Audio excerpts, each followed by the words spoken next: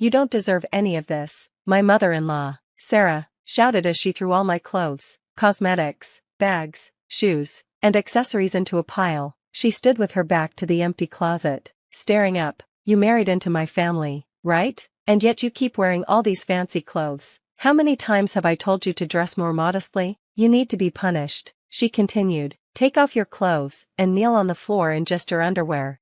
I didn't have a choice, so I took off my clothes and knelt on the cold floor, shivering, as she yelled at me, her face red with anger. I was about to apologize when I heard a voice from the door. I'm home. What? My father-in-law, Mark, had unexpectedly come home early. He saw me kneeling in my underwear and stared in shock. What's going on here? He asked, his voice full of disbelief. Mark turned to Sarah, shaking his head in disbelief, and shouted at her. My name is Emma, I'm 35 years old and a housewife. My husband, Ben, and I live in a rented apartment on the outskirts of the city. I met him through a mutual friend 5 years ago, and we dated for a while, broke up, but then got back together and got married last year. He's 2 years older than me and has a job that requires him to travel often, sometimes being gone for half the month. I had planned to keep working after our marriage, but Ben really wanted me to stay home. I love fashion and beauty, as I used to work in the fashion industry. Even though I don't work anymore, I still enjoy researching styles and creating new looks that fit my age. Dressing up makes me happy, boosts my mood, and gives me confidence.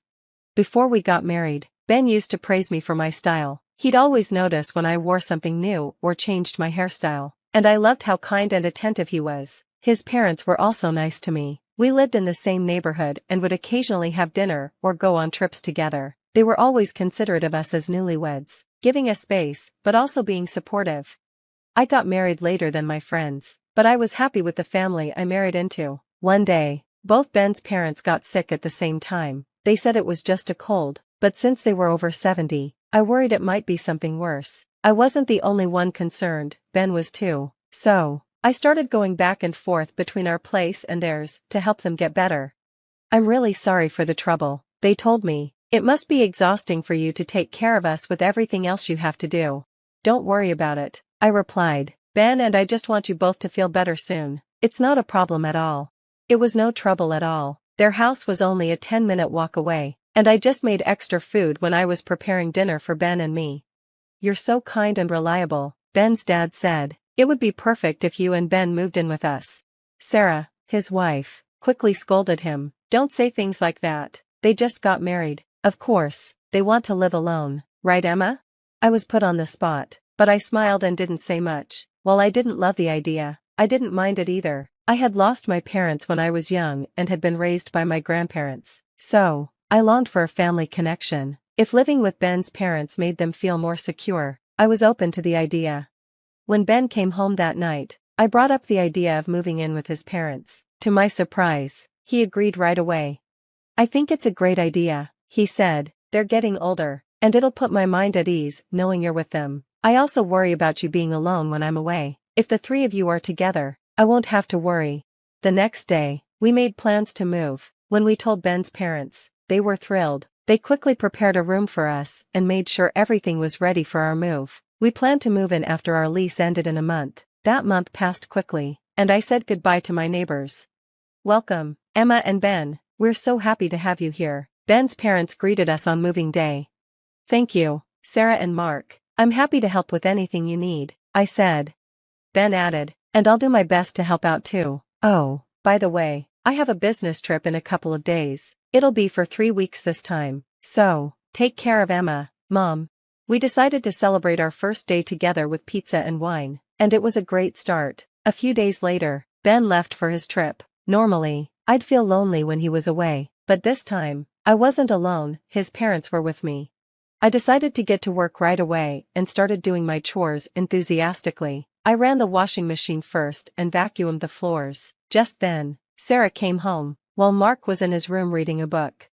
Hi, Sarah, how's it going? After I finish with the laundry, I'll make some lunch. What would you like to eat? I asked. Sarah looked around the room, then spoke up. Emma, this cleaning isn't good enough. You're a housewife, so you can't be lazy. If you can't do better, you're a failure. I was shocked by her harsh tone. I had never heard her speak like that before, and I didn't know what to say. She gave me a disappointed look and then sat on the sofa to watch TV. After that, her behavior completely changed. She started watching how I cooked and cleaned, criticizing me with every little thing. She lectured me on her idea of what a wife should be like. Her usually kind and warm personality became tense and intimidating. I thought I might have upset her, but when Mark was around, she went back to being sweet again. I noticed she changed depending on who was around, which made me suspect she was bullying me. My suspicions were confirmed one morning. I woke up, opened my closet, and realized a few of my favorite dresses were missing, along with a bunch of makeup I always used. I always kept them in the same place, and I had never taken them anywhere else. When I asked Sarah if she had seen them, she gave me a shocking answer. "Sarah, have you seen my dresses and makeup? They're gone." "Oh, yes, I threw them all away, and I sold some of your accessories too. I only got a couple of bucks for them though. Do you have a problem with that? Why did you do that without asking me?" I asked, upset. She just shook her head and gave me a cold stare. "You're just a housewife here. You don't need to care about fashion. You shouldn't wear those flashy clothes. You need to dress more modestly, understood?" she snapped. "Now go make breakfast," she ordered, before walking out of the room. Those dresses were my favorite ones I bought with my own money when I was single. It was hard to get over losing them, but I had to live with her for a long time, so I decided to just play along. I changed into the plainest shirt and jeans I had and went to the kitchen to make breakfast. Sarah nodded in approval when she saw me. From that day, she started giving me more tasks to do, like taking care of the garden, washing the car, and going shopping with her. I didn't mind helping, but the way she treated me made it hard. I felt frustrated and annoyed. I decided to play along and pretend to obey Sarah, but secretly, I used my savings to buy new clothes and cosmetics from my favorite brand, knowing that Sarah would throw them away again if she found them. I hid everything in a box under the bed. It had been 3 weeks since Mark left, and he was finally coming home that night. I was so excited and decided to pick him up from the station and go for dinner. I asked Sarah for permission. "Is it okay if Mark and I go out for dinner tonight? Should I prepare something for you before I go?" I asked. "That's a good idea. You should go. No need to make anything for me. It'd be nice to have something other than your cooking once in a while," she said. There was a hint of sarcasm in her voice, but I was still happy that she agreed. I quickly got ready, as it had been a while since we had a date night. I wore a new dress I had bought just for this occasion. I was excited and ready to leave, making sure Sarah didn't see me. I hadn't heard Mark's voice, so I figured he was out eating. I was thrilled as I headed to the station to meet Mark. When I saw him in the crowd, I waved to get his attention. He came running over and smiled at me. It made me so happy when he complimented my new outfit like he used to do. "Hi, honey, how was your trip? What do you want for dinner?" I asked. But then his face dropped, and he seemed upset. "What on earth are you wearing?" he asked, frowning. "I bought it recently. Don't you like it?" I said, excited about my dress, but he didn't seem pleased. "I'm asking why you're dressed like that. Didn't my mom tell you to dress modestly? She said you're just a housewife, so act like one," he yelled. I was taken aback. "But you used to compliment my outfits before we were married," I said, confused. Mark sighed in frustration. "That was before. Now you're my wife. Things are different now. You married into my family, so you need to act and look like it," he said. I realized then that Sarah had thrown out my clothes at his request. I still didn't understand why, but I saw now that her behavior had a reason.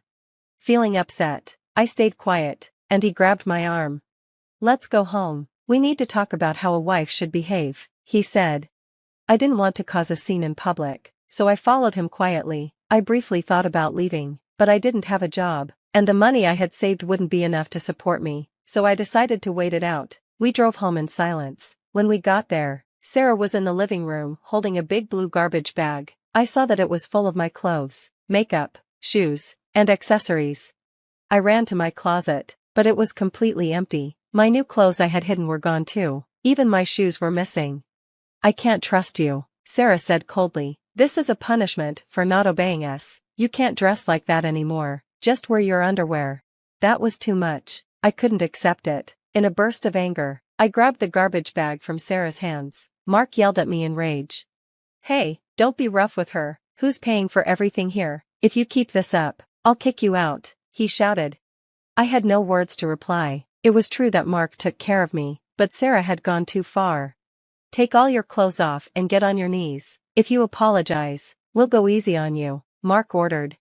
I didn't have any other choice. I reluctantly took off my clothes and knelt down on the cold floor. As I was about to apologize, Mark's brother, Luke, came home early. He froze when he saw the situation and asked, "Rachel, why are you almost naked?" "Because I don't deserve clothes," I said, not knowing what else to say. Luke looked confused. "What? You know she's my wife. She needs to learn her place. Those fancy clothes are a problem," Mark said. "That's enough," Luke said loudly. He covered me with his jacket and stood up to defend me, blocking me from Sarah and Mark.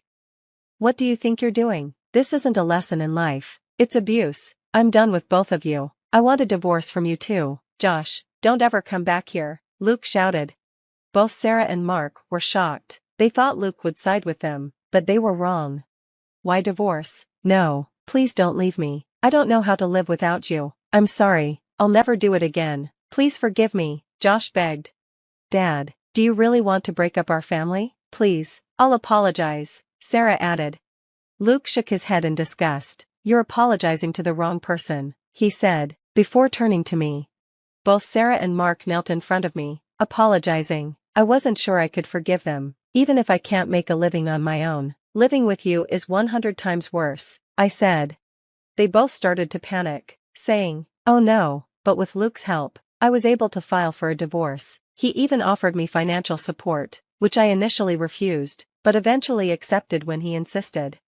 In the end, Luke and Sarah also divorced, and they sold the house. Luke planned to move to a rural area and live peacefully. Sarah was left without anything. She tried to move in with Josh, but Luke didn't allow it. Thinking they might team up to cause more trouble, Sarah turned to her relatives, but her abusive behavior had become known, and they didn't want anything to do with her. Now, she lives alone, working day by day in a small apartment. It must be hard for her after living a comfortable life. As for Josh, who was disowned by Luke, he started looking for a new wife. This time, he tried to teach every woman he met how a wife should dress, but no one was interested. He now lives alone, only going between work and home. No woman will ever accept his way of thinking. I wondered when he would realize that. With the money Luke gave me, I moved far away and found a similar job to the one I used to have. It's not a luxurious life, but I'm happy. Now I dress the way I want. With money I earned myself. I'm free and won't let anyone control my life again.